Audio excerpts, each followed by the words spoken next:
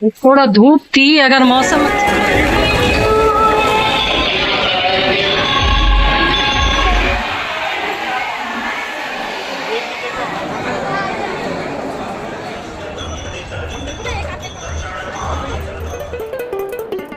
नमस्कार सभी को, हेलो एवरीवन, कैसे हो आप सब। आई होप सभी बहुत ही अच्छे होंगे। Welcome back to my new vlog. तो हम पहुंच गए हैं उज्जैन और यहाँ से हमारी यात्रा शुरू होती है मंदिरों को दर्शन के। सबसे पहले हम करने वाले हैं श्री महाकालेश्वर महादेव जी के दर्शन, जो कि यहाँ का प्रसिद्ध मंदिर है। तो वहीं पर हम सबसे पहले जाएंगे। तो हम पहुँच गए हैं। ये देखिए कितनी बड़ी मूर्ति है यहाँ पर। ये बाहर का दृश्य है जो मैं आपको दिखा रही हूँ। ये जब मैंने वीडियो दिखाया तो लोग कह रहे हैं अभी अभी बन रहा है, पहले नहीं था। जिन लोगों ने दर्शन किए वो बता रहे थे कि ये पहले नहीं बना था, और मुझे भी कुछ ये नया सा ही लगा। मैं तो पहली बार आई हूँ, हम लोग पहली बार आए हैं, तो हमें तो पता नहीं था कितना बन गया था कितना नहीं बना हुआ था। लेकिन ये कुछ मूर्तियाँ बन रही थी, उससे हमने अंदाज़ा लगाया है कि हाँ ये अभी बन रहा है।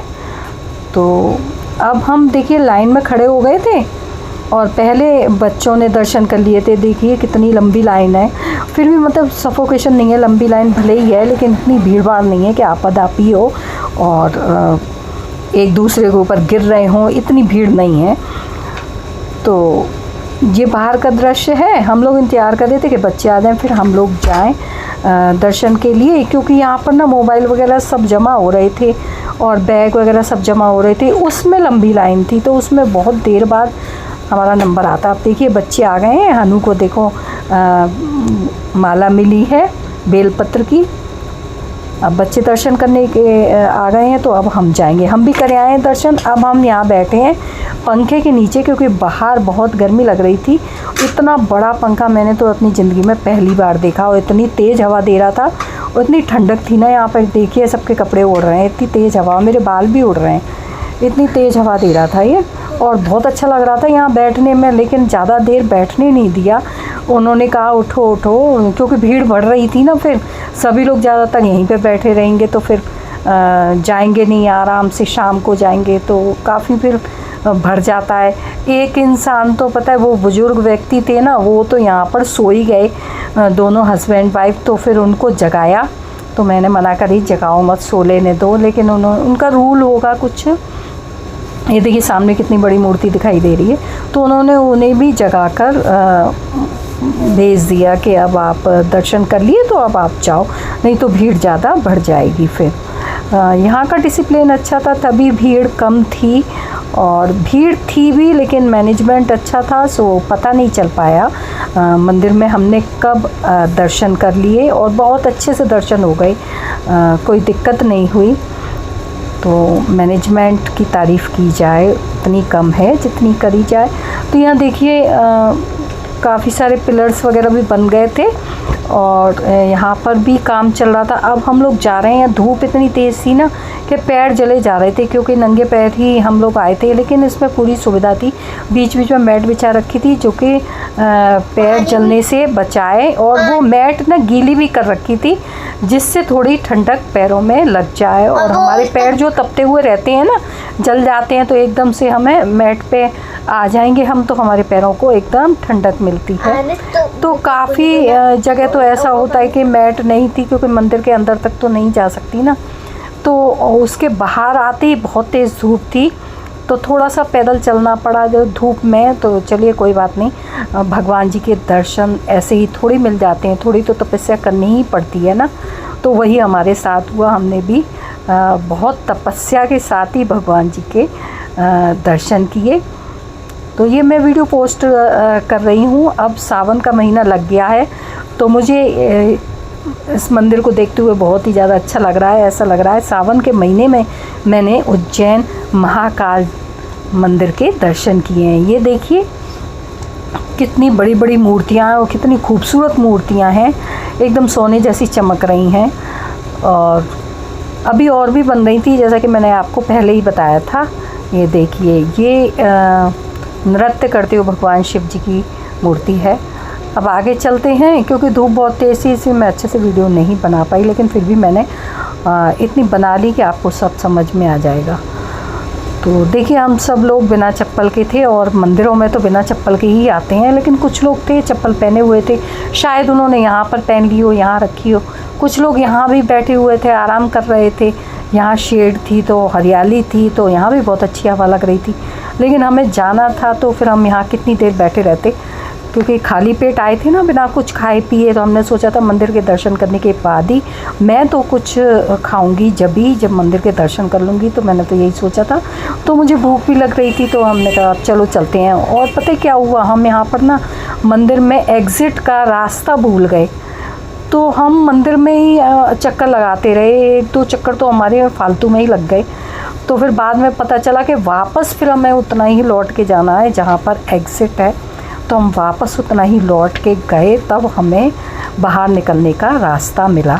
तो अब हम निकल आए बाहर, ये देखिए, और नंगे पैर हैं अभी भी, क्योंकि हमने जहाँ से प्रसाद लिया था ना, वहीं हमने चप्पल उतारी थी। ये देखिए, ये जगह आ गई है वो।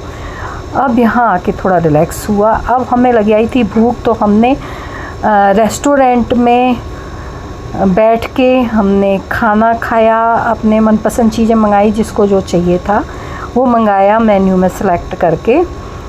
तो देखते हैं फिर यहाँ का खाना कैसा निकलता है, क्योंकि हमने पचमढ़ी में जो खाना खाया वो तो बहुत ही ज़्यादा टेस्टी था। ये देखिए कितना बड़ा डोसा आया है, जैसे डोसा चैलेंज में डोसा नहीं होता है, उतना बड़ा डोसा है ये। मैं आपको फ़ोटो भी दिखाती हूँ। हमने आप खाना खाने के बाद हम गए दूसरे मंदिर, तो हम उसी मंदिर से निकले। तो आपको एक बार फिर से दिखा रहे हैं वो मंदिर। यहाँ से छड़ी खरीदी, जो कि स्पेशल छड़ी थी यहाँ की, तो पता नहीं किस काम आती है, लेकिन हमने ख़रीद ली। अब यहाँ धूप बहुत तेज़ है, तो मैंने तो सिर पर रख लिया भाई, मेरे सिर में दर्द होने लगा धूप की वजह से। तो अब हम जाएंगे एक और मंदिर, और देखते हैं आसपास कोई मंदिर होगा, उसी मंदिर में जाएंगे, क्योंकि ज़्यादा दूर नहीं जाएंगे, क्योंकि हमारी ट्रेन है ना शाम को, फिर हमें घर भी निकलना है भाई, बहुत घूम लिए। अब हम बैठ गए हैं ऑटो में, या जो भी यहाँ पर मिलता है, ऑटो टेम्पू जो भी हो, तो हम बैठ गए।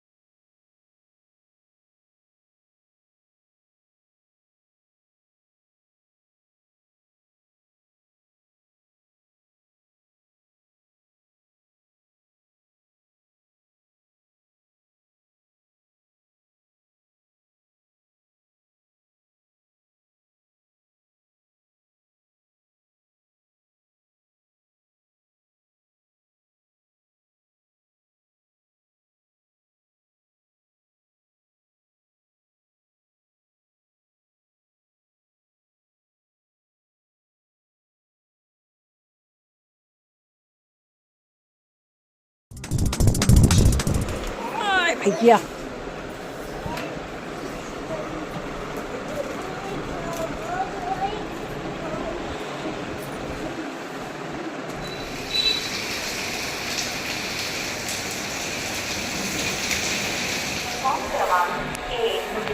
चलने को तैयार है।